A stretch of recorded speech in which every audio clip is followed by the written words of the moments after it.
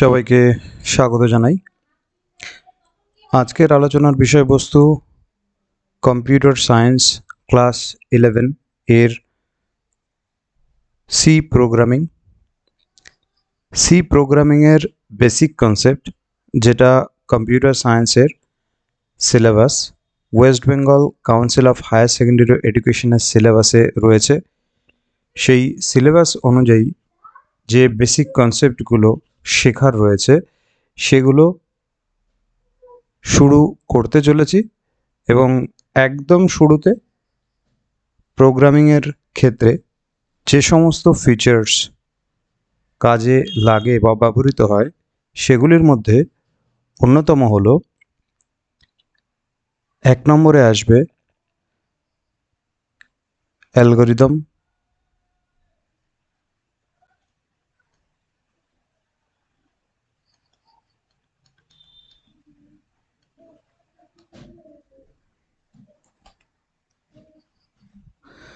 2 নম্বরে আসবে flowchart, number 2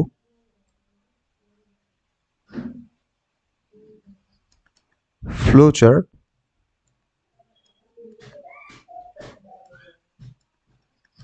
number 3 source code,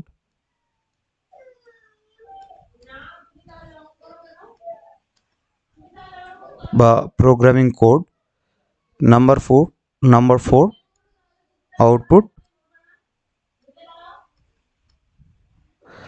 অর্থাৎ সোর্স কোডটার স্যাম্পলিং বা টেস্টিং আউটপুট ফাইল এর মাধ্যমে। যে কোনো প্রোগ্রামিং ল্যাঙ্গুয়েজের ক্ষেত্রেই আমাদের এই বেসিক স্ট্রাকচারগুলো মাথায় রাখতে হবে। কি কি জিনিস রয়েছে? 1 নম্বরে আমরা দেখতে পাচ্ছি অ্যালগরিদম। অ্যালগরিদম হলো English like sentence, English like, not English পুরোপুরি, English like sentence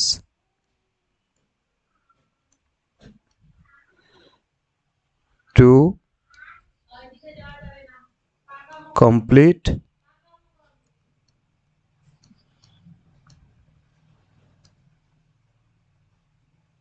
a set of instructions,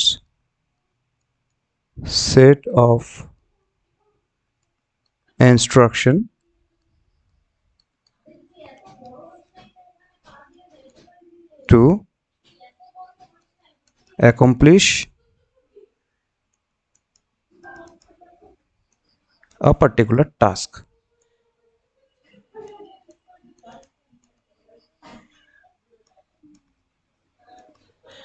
বোঝার চেষ্টা করব। English like sentence to complete a set of instruction to accomplish a particular task. একটা প্রোগ্রাম বা একটা নির্দিষ্ট কাজ করার জন্য কিছু ইংলিশ লাইক সেন্টেন্স আছে, যেখানে কিছু সিনট্যাক্স এবং সিম্যান্টিক্স ফলো করে আমরা স্টেপগুলোকে one by one, step wise আমরা কিছু সেট অফ ইনস্ট্রাকশন ফলো করব একটা নির্দিষ্ট কাজ সম্পূর্ণ করার জন্য। এটা হলো অ্যালগরিদম। যে কোনো প্রোগ্রামিং ল্যাঙ্গুয়েজের ক্ষেত্রে অ্যালগরিদম একটা গুরুত্বপূর্ণ পার্ট। কাজটা কিভাবে করব সেটা অ্যালগরিদমের মাধ্যমে বোঝানো হয়। ঠিক একইভাবে আর একটা গুরুত্বপূর্ণ পার্ট ফ্লোচার্ট, এর সাহায্যেও একটা প্রোগ্রাম বা একটা পার্টিকুলার টাস্ককে আমরা কিভাবে অ্যাকমপ্লিশ করব সেটা বোঝানো যায়। ফ্লোচার্টে কিছু সিম্বল রয়েছে। ফ্লোচার্ট হলো পিক্টোরিয়াল রিপ্রেজেন্টেশন। ভিজুয়াল বেসিকের প্রোগ্রামের ক্ষেত্রে আমরা শুরুতেই একটা ফ্লোচার্টের সাহায্যে প্রোগ্রাম কিভাবে করব তার একটা সিকোয়েন্স দেখানো হয়েছিল। Pictorial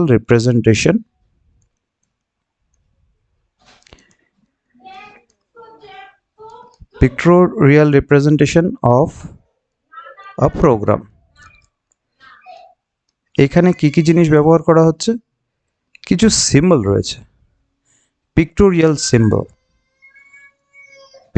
symbol. যখন আমরা ফ্লোচার্ট নিয়ে আলোচনা করব তখন আমরা দেখব আরও ভালোভাবে কোন ক্ষেত্রে কোন সিম্বল ইনপুটের ক্ষেত্রে যেমন সামান্তরিক, প্রসেসিংয়ের ক্ষেত্রে যেমন আমাদের স্কোয়ার বা রেক্ট্যাঙ্গেল, ডিসিশন মেকিংয়ের ক্ষেত্রে যেমন ডায়মন্ড ইত্যাদি এই ধরনের বেশ কিছু সিম্বল ফ্লোচার্টে দেখা যায়। Pictorial representation of a program, তার মানে পিক্টোরিয়ালি কিছু সিম্বলের সাহায্যে সিকোয়েন্স মেনটেন করে একটা পার্টিকুলার টাস্ক কিভাবে অ্যাকমপ্লিশ করা যায় সেটা ফ্লোচার্টের আকারে দেখানো হয়। যে কোনো প্রোগ্রামিংয়ের ক্ষেত্রেই অ্যালগোরিদম ফ্লোচার্ট অ্যাপ্লিকেবল, সেম, কম বেশি সেম। চেঞ্জেস, মেজর চেঞ্জেস যে কোনো প্রোগ্রামিংয়ের ক্ষেত্রে হচ্ছে সোর্স কোডে। সোর্স কোড, এই সোর্স কোডটা ভ্যারি করে প্রোগ্রাম টু প্রোগ্রাম। সি এর ক্ষেত্রে সোর্স কোড একরকম হবে, সেই ক্ষেত্রে সিনট্যাক্স বা সিম্যান্টিক্স কিছুটা আলাদা। জাভার ক্ষেত্রে একরকম হবে, ভিভির ক্ষেত্রে একরকম হবে। বিভিন্ন প্রোগ্রামিং ল্যাঙ্গুয়েজের ক্ষেত্রে সোর্স কোডটাই ভ্যারি করবে। তার বেসিক কনসেপ্ট অর্থাৎ প্রোগ্রামটা কিভাবে হবে, তার সিকোয়েন্স, তার স্ট্রাকচার, তার বেসিক স্ট্রাকচার যেটা অ্যালগোরিদম বা ফ্লোচার্টে বোঝানো হয় সেটা সব ক্ষেত্রেই সেম। আউটপুট, কোড লেখার পরে আউটপুট যেটা আমরা রান করি কিছু পার্টিকুলার ইনপুট নিয়ে, সেক্ষেত্রে আমরা স্যাম্পলিং করি অ্যাকচুয়ালি। কিছু স্যাম্পল, কিছু ভ্যালু ইনপুট করে প্রোগ্রামের সোর্স কোড অনুযায়ী সেই ইনস্ট্রাকশনগুলোকে প্রসেস করে বা সেই ইনপুট ভ্যালুগুলোকে প্রসেস করে কিছু আউটপুট ভ্যালু আমরা জেনারেট করি বা আমরা ডিরাইভ করি, যাতে আমাদের পার্টিকুলার কোনো টাস্ক অ্যাকমপ্লিশ হয়। আউটপুট ফাইল আমরা জেনারেট করব। তো যে কোনো প্রোগ্রামিং ল্যাঙ্গুয়েজের ক্ষেত্রে যেটা শুরুতেই বললাম, সোর্স কোডটাই ভ্যারি করে। সি প্রোগ্রামিংয়ের ক্ষেত্রেও কম্পিউটার সায়েন্সে ক্লাস 11-12 দুটো ক্লাসেই সি প্রোগ্রামিং রয়েছে, ইঞ্জিনিয়ারিংয়েও সি প্রোগ্রামিং রয়েছে। এই ক্ষেত্রে আমার বোঝানোর ক্ষেত্রে আমার টার্গেট অডিয়েন্স বলা যেতে পারে ক্লাস 11 এবং 12-এর কম্পিউটার সায়েন্সের স্টুডেন্টরা। তাদের যে বিগিনার লেভেল কনসেপ্ট তাদের সিলেবাসে রয়েছে, সেই অনুযায়ী এই কোর্স ম্যাটেরিয়াল তৈরি করা হচ্ছে। তো আমরা শুরু করব ফ্লোচার্ট থেকে। শুরু করব না, পরবর্তীতে যখন আরও বড় প্রোগ্রামের দিকে এগোবো সিএ, তখন আমরা ফ্লোচার্টটাকে মাথায় রাখবো, অ্যালগোরিদমটাকে আমরা এখানে ব্যবহার করব না। কলেজ লেভেলের স্টুডেন্টের জন্য অ্যালগোরিদম ডেটা স্ট্রাকচারের ক্ষেত্রে খুব গুরুত্বপূর্ণ রোল প্লে করে। কাজেই কম্পিউটার সায়েন্সের স্টুডেন্টের জন্য এইচএস সেকশনে অ্যালগোরিদমটা সেভাবে আলোচনা না করলেই চলবে। ফ্লোচার্টটা আলোচনা করব পরবর্তীতে ধাপে ধাপে, যখন বড় প্রোগ্রামের দিকে এগোবো, যখন কনসেপ্ট ক্লিয়ার করার জন্য ফ্লোচার্টের সাহায্য নিতে হবে। শুরুতে এই মুহূর্তে আমরা সোর্স কোড নিয়েই আলোচনা করব। একটা সিম্পল একটা সি প্রোগ্রামের দিকে আমরা চিন্তা করি। সি প্রোগ্রাম 1, C1 দিয়ে লিখলাম যে আমরা প্রোগ্রামটা করতে চাইছি অ্যাড টু ইন্টিজার ভ্যালু।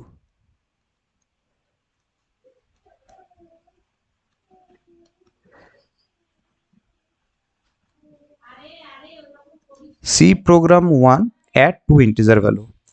অনেক টিউটোরিয়াল অ্যাভেলেবেল, আমি চেষ্টা করব যতটা সহজভাবে বোঝানো যায় যাতে স্টুডেন্টদের বুঝতে কোনো প্রকার অসুবিধা না হয়। অ্যাড টু ইন্টিজার ভ্যালু, তার মানে এখানে TW হবে, সরি, দুটো ইন্টিজার ভ্যালুকে আমরা অ্যাড করতে চলেছি। দুটো ইন্টিজার ভ্যালুকে অ্যাড করার ক্ষেত্রে ইন্টিজার অর্থাৎ পূর্ণ সংখ্যা। তো আমরা সিএস সোর্স কোডের সাহায্যে যদি কাজটা করার চেষ্টা করি, তাহলে সেটা কিভাবে করব।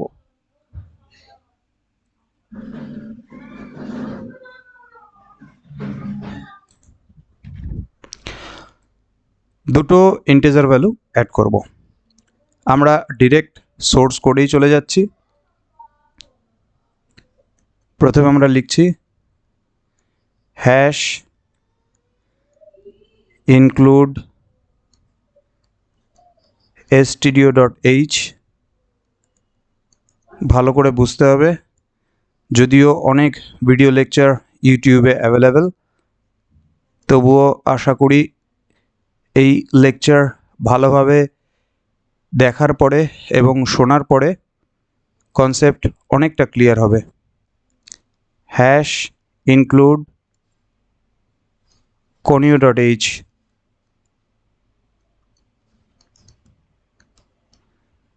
void main,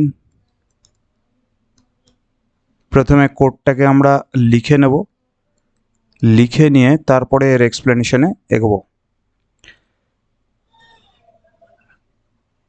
দুটো ইন্টিজার ভ্যালু অ্যাডের ক্ষেত্রে একটা সিম্পল সি এর সোর্স কোড, সি প্রোগ্রামিংয়ে। এরপরে আমরা নিচ্ছি ইন্টিজার এ কমা বি কমা এস, সেমিকোলন দিলাম, প্রিন্ট এফ। প্রথমে পুরো প্রোগ্রামটা লিখে নিচ্ছি, লিখে নিয়ে তারপরে ওয়ান বাই ওয়ান লাইন ধরে ধরে এক্সপ্লেন করব। Print F double quote \n enter two positive integer,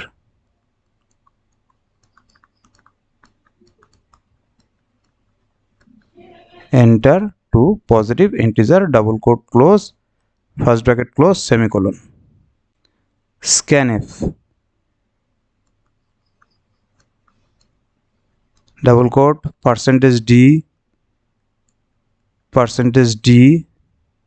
double quote close, comma %a comma %b is equal to a plus b semicolon, printf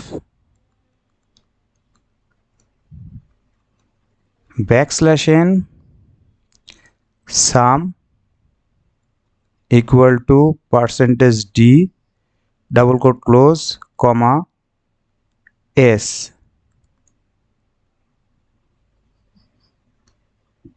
closing brace বা second bracket. এইবার আমরা প্রোগ্রামটাকে explain করব, line by line ব্যাপারটাকে explain করার প্রয়োজন রয়েছে। দেখা যাক। প্রথমে আমরা দেখছি হ্যাশ ইনক্লুড stdio.h এবং হ্যাশ ইনক্লুড conio.h। এই দুটোকে সি প্রোগ্রামিংয়ের ক্ষেত্রে বলা হয় হেডার ফাইল। যে কোনো সি প্রোগ্রামিংয়ে হেডার ফাইল আমাকে ইনক্লুড করতেই হবে। হ্যাশ ইনক্লুড stdio.h এই হেডার ফাইলের মানে হলো এই হেডার ফাইলের মধ্যে স্ট্যান্ডার্ড ইনপুট, স্ট্যান্ডার্ড std মনে রাখতে সুবিধা হবে, IO input output .h header ফাইলের এক্সটেনশন হিসেবেও মনে রাখা যেতে পারে। তার মানে স্ট্যান্ডার্ড ইনপুট আউটপুট যত রকমের ফাংশন অ্যাভেলেবেল সি প্রোগ্রামিংয়ে, সেই ফাংশনগুলোকে আমার এখানে কাজে লাগানোর দরকার পড়ছে। ফাংশন চ্যাপ্টার আলাদা আছে, আমি এখানে অনেকগুলো কথা বলবো, মনে রাখতে অসুবিধাও হতে পারে। পরবর্তীতে ধাপে ধাপে বিভিন্ন পার্টে সি এর প্রোগ্রামের বিভিন্ন ফিচার্স যখন আমরা এক্সপ্লোর করব তখন আরও পরিষ্কার হয়ে যাবে। এই সময়ে যে জায়গাগুলো বুঝতে অসুবিধা থেকে যাবে, তবুও আমি চেষ্টা করছি যতটা সহজে বোঝানো যায়। স্ট্যান্ডার্ড ইনপুট আউটপুট হেডার ফাইলের মধ্যে বেসিক্যালি লাইব্রেরি ফাংশন, প্রিন্টএফ এবং স্ক্যানএফ এই দুটো ফাংশন অ্যাভেলেবেল অর্থাৎ ইনক্লুডেড। এই ফাইলটা ইনক্লুড করার অর্থ হচ্ছে standard input output header file, এই প্রিন্টএফ এবং স্ক্যানএফ ফাংশন দুটো লাইব্রেরি ফাংশন দুটোকে রান করতে সাহায্য করবে। যদি stdio.h হেডার ফাইলকে আমরা ইনক্লুড না করতাম তাহলে প্রিন্টএফ এবং স্ক্যানএফ ফাংশন কাজ করবে না। একইভাবে দ্বিতীয় যে হেডার ফাইল ইনক্লুড করা হয়েছে কনসোল ইনপুট আউটপুট, এই হেডার ফাইলটা টিসিতে, টিসি টার্বো সি কম্পাইলার, এই কম্পাইলারে ব্যবহার করা হতো। পরবর্তীতে TC plus plus, C plus প্লাসের কম্পাইলার যেখানে সি প্রোগ্রাম রান করে, C, C plus plus, Java, এদের মধ্যে কম্পারেটিভ ডিসকাশনও আছে, সেটাও আমি করব। তবে ধাপে ধাপে অনেকগুলো লেকচার, অনেকগুলো ভিডিও পরবর্তীতে তৈরি হবে। এটা একদম ইনিশিয়াল লেভেলের একটা ইনিশিয়েটিভ, যেখান থেকে আমি ধাপে ধাপে শুরু করব। তাহলে আমরা দেখতে পাচ্ছি console input output header file, যেটা ফাংশন প্রোটোটাইপ ডিক্লারেশনের ক্ষেত্রে সাহায্য করে। অর্থাৎ ফাংশন প্রোটোটাইপ ডিক্লারেশন করতে গেলে conio.h আমাকে ইনক্লুড করতেই হবে, যেটা এখন বর্তমান যুগে টিসি প্লাস প্লাস বা অন্যান্য যে সমস্ত কম্পাইলার অ্যাভেলেবেল, কোড ব্লক,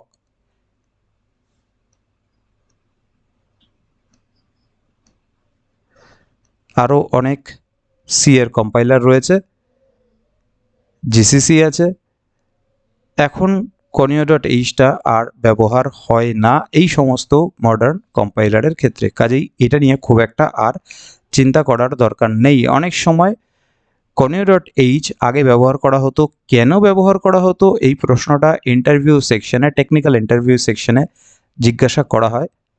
এই কোশ্চেনটা আমি ফেস করেছিলাম যখন উইপ্রোর টেকনিক্যাল সেকশনের ইন্টারভিউ আমি ফেস করি।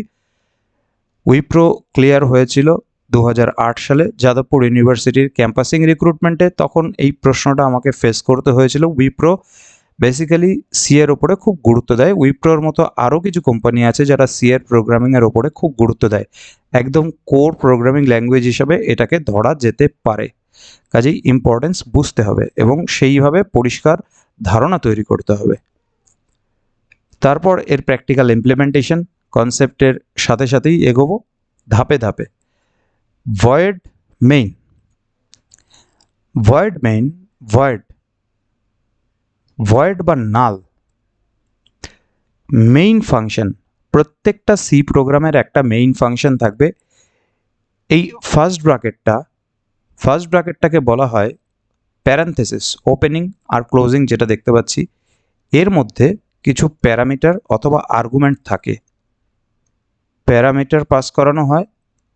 প্যারামিটার আর আর্গুমেন্টের মধ্যে সূক্ষ্ম পার্থক্য আছে। ফাংশনের আলোচনায় এই প্যারামিটার এবং আর্গুমেন্ট আলোচনা হবে। এখন জেনে রাখার জন্য ভয়েড মেইন ফাংশনের কাছে এই টোটাল সেট অফ ইনস্ট্রাকশন এক্সিকিউশনের পরে যে রেজাল্ট জেনারেট হবে, ফাইনাল রেজাল্ট, সেটা মেইন ফাংশনের কাছে আর রিটার্ন হবে না। মেইন ফাংশন কোনো রকম ভ্যালু হোল্ড করবে না, সেই জন্য ভয়েড ব্যবহার করা হয়েছে। যদি ভয়েড ব্যবহার না করা হতো তাহলে রিটার্ন 0 আমাকে লিখতে হতো একদম লাস্ট লাইনে, যে মেইন ফাংশনের কাছে কোনো রকম ভ্যালু রিটার্ন করার দরকার নেই, জাস্ট প্রোগ্রামটা এক্সিকিউট করলেই চলবে। এগুলো ফাংশন কলের বিভিন্ন ধরন, অর্থাৎ ফাংশন কল চ্যাপ্টারে এই ব্যাপারে আলোচনা করা হবে। এবার আমরা চিন্তা করি ইন্টিজার ডেটা টাইপ। এই ইন্ট কথাটা যেটা, সেটাকে বলা হচ্ছে সি এর ক্ষেত্রে ডেটা টাইপ। ডেটা টাইপ কার ডেটা টাইপ? না, ভেরিয়েবলের। ভেরিয়েবল কে কে আছে এখানে? এ, বি, এস, এই তিনটে ভেরিয়েবল। এর মানে হলো আমরা এখানে আলাদা করে বক্স করব। বক্সটা করছি বোঝানোর জন্য। এ, বি, বি এরও একটা বক্স, আর সি এর একটা বক্স, এস এর জন্য একটা বক্স। সরি, এখানে সি নেই, এটা এস। দুটোই ভেরিয়েবল, এখানে এস এর আমার কোনো প্রয়োজন নেই। এ, বি, এস যেহেতু দুটো ভ্যালু নিয়েছিলাম, তার মানে ভেরিয়েবল মানে আমরা ধরতে পারি সি এর বা যে কোনো প্রোগ্রামিং ল্যাঙ্গুয়েজের ক্ষেত্রেই ভেরিয়েবল কথাটা আসবে। Variable, constant. ভেরিয়েবল মানে কন্টেইনার, এক কথায় যদি আমরা ধরি কন্টেইনার, যার মধ্যে ভ্যালু স্টোর হয়। অর্থাৎ এ, বি আর এস, এই তিনটে ভেরিয়েবল আমরা ডিফাইন করেছি। ডিফাইন, ডিক্লেয়ার পার্থক্য আছে, ওয়ান বাই ওয়ান আসবো ডেটা টাইপ ডিক্লারেশনের সময় বা ডেটা টাইপ নিয়ে আলোচনা করার সময়। এখানে একদম শর্টে বলে দেওয়া ভালো, ডেটা টাইপ বেসিক্যালি সি এর ক্ষেত্রে ইন্টিজার অর্থাৎ পূর্ণ সংখ্যা, ফ্লোট অর্থাৎ ফ্র্যাকশনাল নাম্বার বা ভগ্নাংশ, এবং ক্যারেক্টার ক্যার অর্থাৎ যে কোনো লেটার বা যে কোনো সিম্বল যেটা সিঙ্গেল কোটের মধ্যে রেখে ক্যারেক্টার রিপ্রেজেন্ট করা হয়। এখানে একটাই ডেটা টাইপ নিয়ে আমরা কাজ করছি এই মুহূর্তে, ইন্টিজার। আর ABS তিনটে ভেরিয়েবল বা কন্টেইনার যার মধ্যে ইন্টিজার ভ্যালু স্টোর হতে পারে। যদি ভুল করে আমরা ফ্লোট ভ্যালুও দিয়ে দিই তাহলে ফ্লোট ভ্যালু এন্ট্রি হবে না, শুধু ইন্টিজার পার্টটাই এন্ট্রি হবে। অর্থাৎ ABS এই তিনটে হলো ভেরিয়েবল যার মধ্যে ইন্টিজার টাইপের ভ্যালু স্টোর হবে। যখন এই লাইনটা এক্সিকিউট হচ্ছে, কম্পাইলার যখন এই লাইনটাকে কম্পাইল করছে, তখন A, B এবং S এর মধ্যে গার্বেজ ভ্যালু স্টোর হবে। গার্বেজ ভ্যালু যে কোনো আরবিটারি ভ্যালু ইনিশিয়ালি এর মধ্যে স্টোর হয়ে যায়। তার মানে এই ক্ষেত্রে যেহেতু কোনো ভ্যালু এদের মধ্যে আগে থেকে অ্যাসাইন করা হয়নি, এই ক্ষেত্রে গার্বেজ ভ্যালু, এই টার্মটাকে মনে রাখতে হবে, গার্বেজ ভ্যালু স্টোর হবে কখন? যখন আমরা ডিফাইন করছি, নট ডিক্লেয়ার। পার্থক্যটা আশা করি বোঝা যাচ্ছে। যদি A=2 লিখে দেওয়া হতো তাহলে কিন্তু 2 স্টোর হতো, তার মানে ডিফাইন অ্যান্ড ডিক্লেয়ার করে দিলাম। আর যদি আমরা এরকমভাবে ইন্ট A করি বা BS সাথে করেছি তাহলে বুঝতে হবে এর মধ্যে কোনো ভ্যালু নেই, কিন্তু কম্পিউটার মেমোরি ব্লকে ABS এর প্লেসে ভ্যালু স্টোর করবে, আরবিট্রারিলি ভ্যালু স্টোর করবে, that is garbage value. Define করার ক্ষেত্রে এই কাজটা হয়। এরপরে পরের লাইনে চলে যাচ্ছি, প্রিন্টএফ ফাংশন। প্রিন্টএফ ফাংশন কোন হেডার ফাইলের মধ্যে? শুরুতে বলেছি standard input output header file stdio.h এর মধ্যে।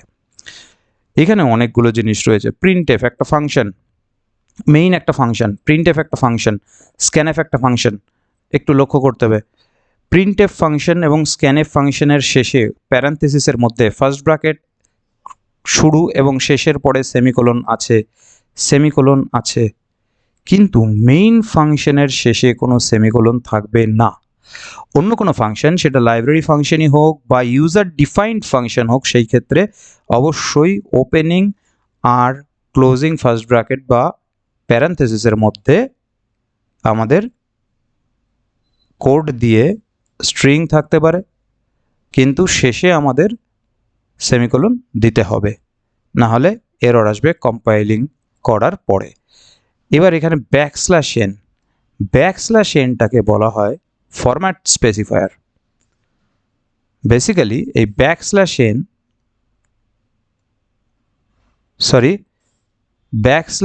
nটা হলো স্কেপ সিকোয়েন্স।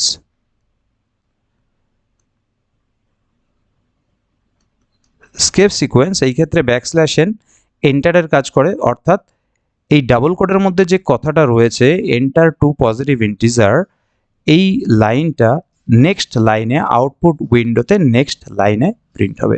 এরকম অনেক স্কেপ সিকোয়েন্স অ্যাভেলেবেল, এগুলো নিয়েও পরে আলোচনা করব যখন এগুলোর ব্যবহার হবে। প্রয়োজন অনুযায়ী আমরা যখন ব্যবহার করব তখন এদের সম্পর্কে আলোচনা করা হবে। Scanf function %d, that is called format specifier. কথাগুলো মনে রাখতে হবে, গুলিয়ে ফেলা যাবে না। Format specifier, what is format specifier? Format specifier %d একটা দেওয়ার অর্থ হচ্ছে ডিজিট বা ইন্টিজার ভ্যালু স্টোর করতে চলেছে। প্রিন্টএফ ফাংশন আউটপুট ফাংশন, অর্থাৎ যে ডাবল কোডের মধ্যে প্রিন্টএফে যে কথাটা লেখা হয়েছে সেই কথাটা জাস্ট আউটপুটে প্রিন্ট করবে। স্ক্যানএফ স্টোর করবে ভ্যালু। কি স্টোর করছে? ফরম্যাট স্পেসিফায়ার দিয়ে বোঝানো হচ্ছে %d একটা ইন্টিজার ভ্যালু স্টোর করছে। আরেকটাও ফরম্যাট স্পেসিফায়ার %d, অর্থাৎ এটাও একটা ইন্টিজার ভ্যালু স্টোর করবে। প্রথম %d এর যে ভ্যালুটা এন্ট্রি হবে সেটা a এর অ্যাড্রেসে স্টোর হবে। দ্বিতীয়টার ক্ষেত্রে b এর অ্যাড্রেসে স্টোর হবে। $a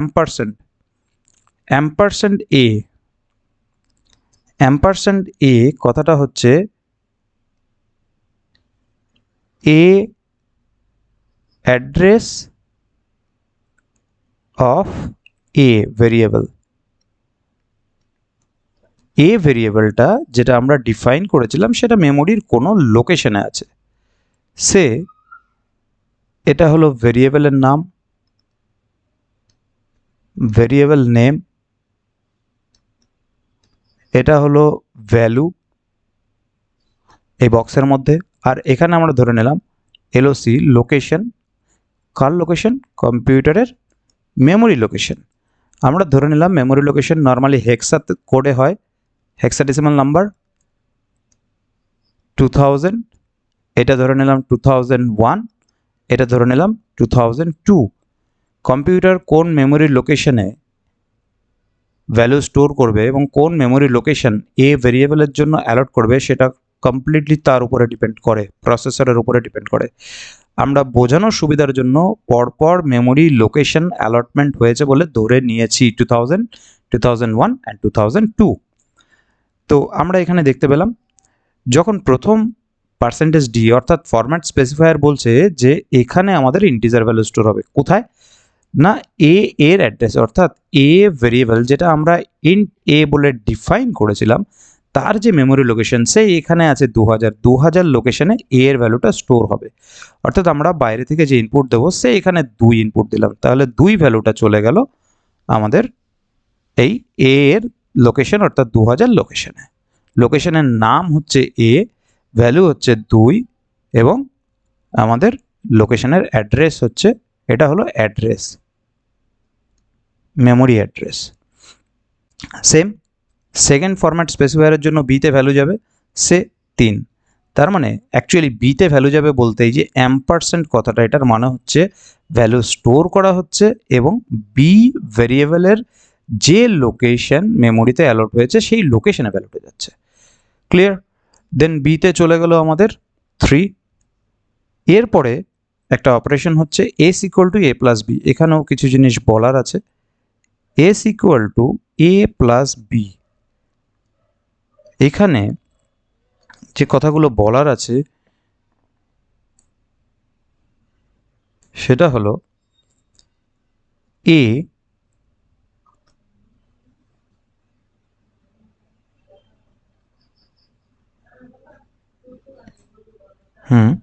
আমরা এখানে আলোচনা করেছিলাম অপারেশন যেটা মেইন হচ্ছে এস একটা ভেরিয়েবল আর S equal to A plus B, এখানে অনেকগুলো জিনিস বলার আছে। ইকুয়াল টু সিম্বল আর প্লাস সিম্বল এগুলো হলো operator,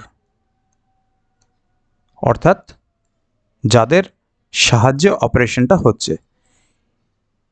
A B S operand, অর্থাৎ যাদের মধ্যে অপারেশনগুলো হচ্ছে। এবার এখানে অপারেটরের একটা আলাদা টাইপ আমরা দেখতে পাচ্ছি। ইকুয়াল টু সিম্বলটা হচ্ছে assignment operator. Assignment operator, assignment operator value assign করছে। কার ভ্যালু অ্যাসাইন করছে? এ প্লাস বি, অর্থাৎ এ ভেরিয়েবলের মধ্যে যে ভ্যালু ছিল, আমরা এ ভেরিয়েবলের মধ্যে ভ্যালু নিয়েছিলাম 2, বি ভেরিয়েবলের মধ্যে ভ্যালু নিয়েছিলাম আমরা 3, যেটা আমরা স্ক্যানএফ এর সাহায্যে ভ্যালু স্টোর করেছিলাম। এখানে আমরা লিখছি 3। এই এ আর বি এর সামেশন, সাম আপ, অর্থাৎ অ্যাকচুয়ালি তাদের ভ্যালু অপারেন্ড 1 এখানে এ, অপারেন্ড 2 বি, এদের ভ্যালু 2 + 3 = 5, যেটা হচ্ছে 2 + 3 = 5। এই 5 হওয়ার পরে এই ভ্যালুটা ইকুয়াল টু, অর্থাৎ প্লাসটা arithmetic operator, arithmetic function addition. C প্রোগ্রামিংয়ে এটাকে আমরা বলছি arithmetic operator. Addition, subtraction, multiplication, division ছাড়াও আরও একটা অ্যারিথমেটিক অপারেটর আছে, সেটা হলো পার্সেন্টেজ, যেটা আমাদের মডিউলাস অপারেটর বলা হচ্ছে। এটা রিমাইন্ডার ক্যালকুলেশনের জন্য লাগে। যখন আমরা নাম্বার সিস্টেমের কনভার্সনগুলো প্রোগ্রামিংয়ের সাহায্যে করব তখন এই মডুলাস অপারেটরের ব্যবহারটাও দেখতে পারবো। Arithmetic operator, assignment operator, right সাইডের ভ্যালু যেটা আসছে a প্লাস b এর পরে সাম আপ করে সেটা s এর মধ্যে স্টোর হলো। তাহলে s এর মধ্যে আমার ভ্যালুটা কত হয়ে গেল? s এর মধ্যে আমার ভ্যালু হয়ে গেল 5, যেহেতু 2 প্লাস 3 করলে আমার 5 আসবে। এখানে অন্য কোনো ভ্যালু আমরা নিতে পারি, স্যাম্পলিং যখন করব তখন অন্য ভ্যালু দিয়েও আমরা দেখব। এবার আবার প্রিন্টএফ ফাংশন এসছে। প্রিন্টএফ ফাংশনে আমরা কি দেখতে পাচ্ছি? আবার ব্যাকস্ল্যাশ n, যেটাকে আমরা বললাম স্কেপ সিকোয়েন্স। স্কেপ সিকোয়েন্স খুব ছোট্ট কিন্তু গুরুত্বপূর্ণ জিনিস, এটা দিয়েও ইন্টারভিউতে অনেক সময় প্রশ্ন করা হয়। আরও অনেক স্কেপ সিকোয়েন্স আছে। স্কেপ সিকোয়েন্স পরের লাইনে অর্থাৎ এন্টারের মতো কাজ করেছে। পরের লাইনে এই ডাবল কোটের মধ্যে যেটুকু রয়েছে সেই স্ট্রিং ভ্যালুটাকে, এখানে ফরম্যাট স্পেসিফায়ার রয়েছে লাগবে, সেই স্ট্রিং ভ্যালুটাকে প্রিন্ট করার ক্ষেত্রে সাহায্য করেছে নেক্সট লাইনে ব্যাকস্ল্যাশ n। তাহলে নেক্সট লাইনে লেখা আসবে সাম ইকুয়াল টু পার্সেন্টেজ ডি। এই পার্সেন্টেজ ডি এর জায়গায় আমাদের যে লেখাটা আসবে সেটা হচ্ছে এস এর ভ্যালুটা স্টোর হবে। যখন আমরা প্রিন্টএফে এস ব্যবহার করছি তখন কিন্তু লক্ষণীয় বিষয় হলো $s লিখছি না, কারণ ভ্যালু স্টোর করছি না, সেটা একমাত্র স্ক্যানএফ ফাংশনের মধ্যে আমাদের কাজে লাগছে। আমরা আরেকটু ভালোভাবে দেখি কি বলতে চাইছি আমি। স্ক্যানএফ ফাংশন যখন আমরা ব্যবহার করছিলাম ফরম্যাট স্পেসিফায়ার এখানেও দিয়েছি, $a লিখেছি প্রথম $d এর জন্য, অর্থাৎ এর যে অ্যাড্রেস মেমোরি লোকেশনে এই % দেওয়ার অর্থ হচ্ছে ভ্যালুটা স্টোর হবে এর মেমোরি লোকেশনের জন্য। কি টাইপের ভ্যালু? %d। ফরম্যাট স্পেসিফায়ার বলে দিচ্ছে যে ইন্টিজার ভ্যালু এর অ্যাড্রেসে স্টোর হবে। একইভাবে পার্থক্যটা কোথায়? প্রিন্টএফে আউটপুটে ভ্যালু শো হচ্ছে সাম ইকুয়াল টু, এরপরে যে %d রয়েছে এই জায়গাটায় ফরম্যাট স্পেসিফায়ার বলছে একটা ইন্টিজার ভ্যালু প্রিন্ট হবে। কার ভ্যালু প্রিন্ট হবে? না, এস এর ভ্যালু প্রিন্ট হবে। এই ক্ষেত্রে যেহেতু এস এর মধ্যে ভ্যালু স্টোর হচ্ছে না, এস এর ভ্যালু প্রিন্ট হচ্ছে, এখানে কোনো $এর গল্পই নেই, $এর কোনো ব্যাপার আসছে না। এই পর্যন্ত প্রোগ্রাম কমপ্লিট। আমার যে টাস্ক ছিল সেটা আমি অ্যাকমপ্লিশ করে ফেলেছি। ক্লোজিং কার্লি ব্রেস, এটা সেকেন্ড ব্র্যাকেটটাকে কার্লি ব্রেস বলছে end of main function, end of main. Main ফাংশনের শুরু এবং মেইন ফাংশনের শেষ, প্রোগ্রাম কমপ্লিট হয়ে গেল। আউটপুটে গিয়ে আমরা ব্যাপারটা স্যাম্পলিংয়ের মাধ্যমে বিভিন্ন ভ্যালু ইনপুট নিয়ে সাম আপটা ঠিক হচ্ছে কিনা দেখতে পারবো। আর অ্যাড ওয়াচ উইন্ডো আছে, এগুলো যখন practical hands on C programming হবে তখন আমি ধাপে ধাপে দেখিয়ে দেব। আশা করি বুঝতে কোনো অসুবিধা হয়নি। সকলকেই ধন্যবাদ।